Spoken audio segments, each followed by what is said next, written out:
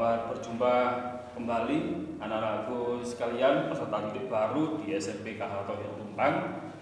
Di masa pandemi COVID-19 ini kita mengadakan MPLS secara daring, online, dan kalian tetap berada di rumah menyimak apa yang disampaikan oleh Bapak Ibu Guru dari tempat ini.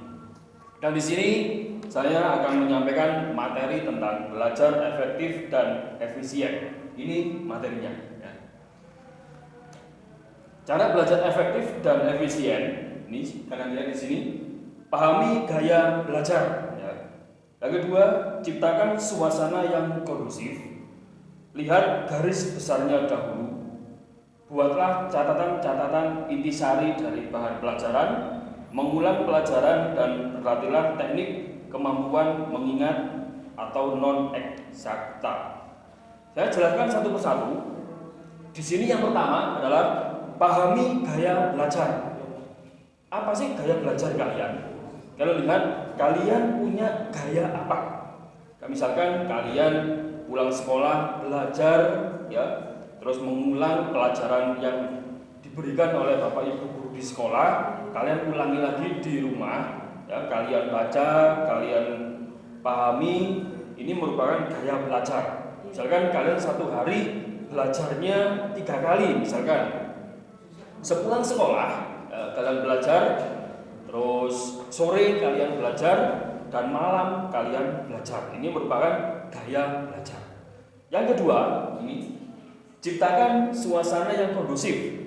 Suasana yang kondusif di sini maksudnya kalian harus mencari waktu yang pas untuk belajar. Misalkan kalian setelah pulang sekolah, ya, setelah pulang sekolah, waktu yang kondusif, suasana kalian pilih, misalkan suasananya yang sepi, ya, misalkan yang bisanya belajar di kamar boleh, belajarnya di ruang tamu juga boleh, ya. Yang penting kalian suasana yang kondusif, yang menurut kalian suasana ini cocok untuk kalian buat belajar.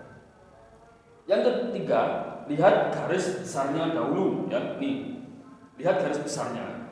Di dalam materi itu pasti ada garis besar, ya. Kalian cari materi yang inti-intinya saja. Ini yang harus kalian pahami. Yang keempat, ini buatlah catatan intisari dari bahan pelajaran. Ini kalian harus merangkum, ya, merangkum intinya, ya, intisari atau bahan pelajaran ini kalian rangkum menjadi sebuah catatan.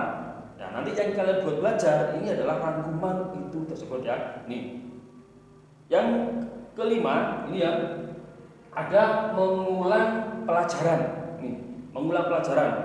Pelajaran tidak hanya diberikan di sekolah, ya, tapi kalian di rumah itu harus diulang terus, ya, biar kalian bisa memahami. Kalau misalkan kalian hanya belajar di rumah, kalian akan kekurangan waktu atau tidak bisa untuk memahami pelajaran tersebut. Dan yang terakhir, ini berlatihlah teknik kemampuan mengingat. Ya, ini menghafal, ya. Kalian harus menghafal.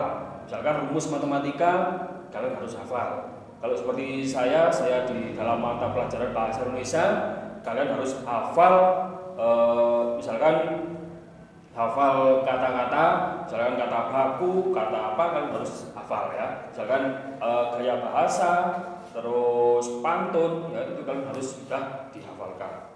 Oke. Yang kedua, ini, ya, cara belajar efektif dan efisien. Nih. Yang pertama, berlatih menghafal rumus atau formula. Ini tentang pelajaran matematika, ya.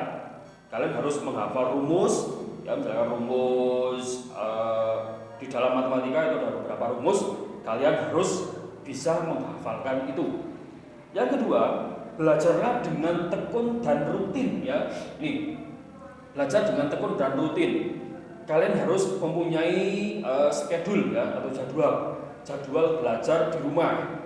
Ya, misalkan seperti yang saya sampaikan tadi, kalian harus punya minimal, ya, 3 jadwal untuk belajar. Ya, satu setelah pulang sekolah, terus sore, ya, misalkan setelah asar, terus yang ketiga malam, ya, setelah sholat isya atau sebelum tidur kalian harus belajar ini. Yang penting kalian harus belajar tekun dan rutin. Ini diulang setiap hari, diulang terus. Insya Allah nanti kalian akan mendapatkan hasil yang maksimal. Nih. Terus yang ketiga, kalian membuat kelompok belajar ya. Nih, kalian buat kelompok belajar. Misalkan di dalam kelas kalian buat kelompok, misalkan terdiri dari 4 orang, ya 4 siswa.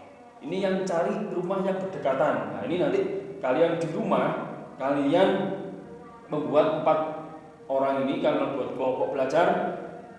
Misalkan belajar di rumahnya si A. Nah, ini kalian bahas materi di rumahnya si A sampai benar-benar paham ya. Ini buat kelompok belajar.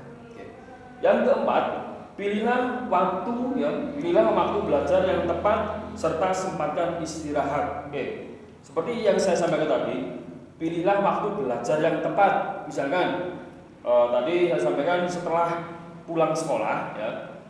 Misalkan terus setelah sholat asar dan setelah sholat isya. Nih. Tapi di masa pandemi COVID-19 ini kalian belajarnya bisa misalkan di rumah ya. Di rumah kalian jadwal misalkan jam 7 sampai jam 10 kalian bisa belajar dari rumah sendiri ya. Karena kita di masa pandemi ini kita harus melaksanakan belajar dari rumah. Ya, kalian harus online ya, menyimak materi apa yang diberikan oleh Bapak Ibu guru. Yang terakhir, doa dan restu orang tua. Nih, kita kalau hanya usaha itu kita tidak akan bisa. Tapi kita harus mendapatkan doa dan restu dari orang tua. Itu materi yang saya sampaikan dan tugas-tugasnya ini silakan disimak tugas-tugasnya ya. Silakan disimak, dibaca, nanti tugas kalian jelaskan pengertian belajar ya. Nih. Terus yang kedua, jelaskan hal-hal apa agar kita mampu belajar dengan baik. Ya. Terus yang ketiga, jelaskan manfaat belajar kelompok. Yang keempat, hal-hal apa saja yang mengganggu belajarmu selama ini.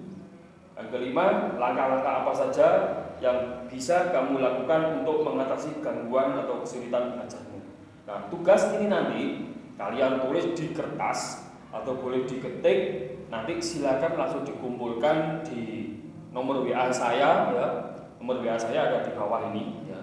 Nanti langsung kirimkan saja di WA saya ya. Saya tunggu tugas-tugas kalian. Semoga kalian di masa pandemi ini tetap tidak mengurangi rasa semangat dan niat untuk belajar. Dan saya sampaikan semoga kalian tetap semangat belajar dan semoga pandemi ini segera berakhir dan kita bisa bertatap muka kembali di sekolah dengan keadaan normal seperti dahulu lagi.